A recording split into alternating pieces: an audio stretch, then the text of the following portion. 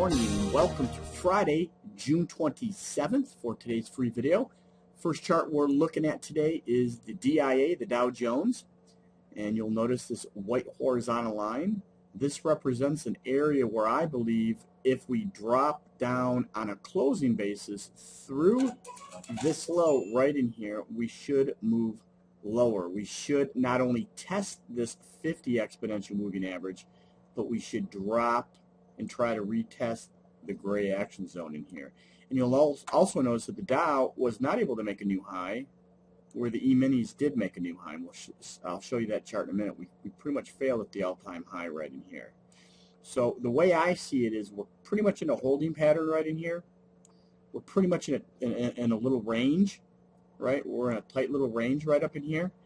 And so we want to be conscious of these lows right down in here, okay? Now, yesterday, the market came down pretty hard in the morning, dropped, took out the prior day's low, and actually retested these lows, and then reversed completely, closing near the high of the day.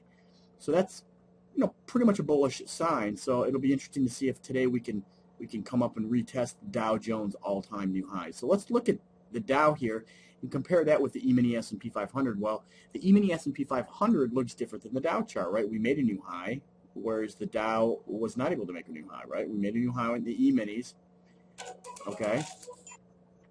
But we had a very similar type of trading day yesterday where the market sold off pretty hard in the morning, about 15 or 16 S&P points in the first 24 minutes of trading, barely took out the prior day's low right in here, and then managed to reverse and trade up the remainder of the day. So the low of the day was put in place at 9:54 Eastern Standard Time yesterday, and then reversed and closed near the high of the day. So again, it'll be interesting to see if the market's able to push higher. If we're able to take out yesterday's high and Wednesday's high, then I think the market tries to retest the all-time high here in the E-mini S&Ps, okay? Let's take a look at the Qs, because the Qs, the Nasdaq, looks more similar to the E-minis than the Dow, but what we have here is we have two consecutive inside pattern bars, right? Wednesday's high is lower than Tuesday's high, and Wednesday's low is higher than Tuesday's low, making this right here an inside pattern here. And then yesterday's high was lower than Wednesday's high, and yesterday's low was higher than Wednesday's low. So we've got two consecutive inside bars. The markets can even though the last three trading days have been more volatile in the Nasdaq than the prior few days, okay? We have a situation setting up here where if we're able to break down through these lows, I think we could move and try to retest this low where I've got the white horizontal line, okay, back to 91.73. If we break up through the highs, then I think we could continue going higher, okay?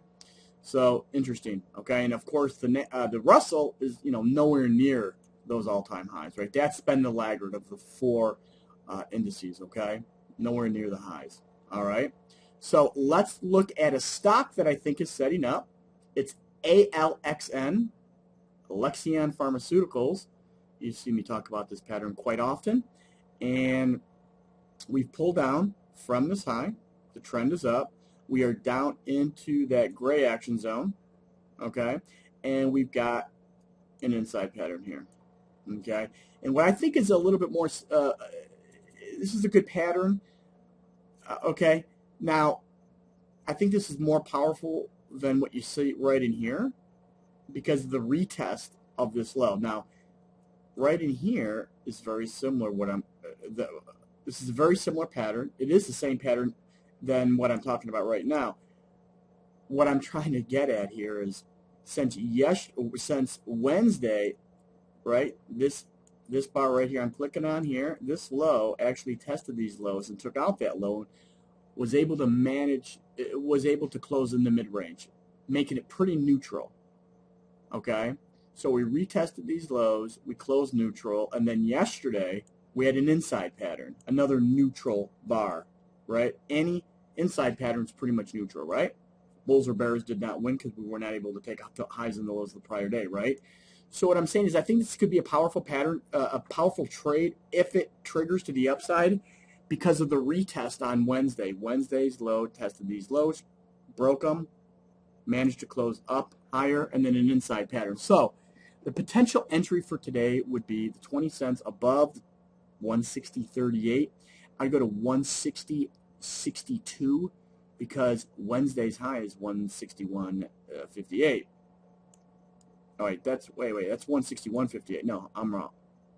Yeah, no, okay, that's much higher. Okay, so no, I would be looking to go long at 160.58.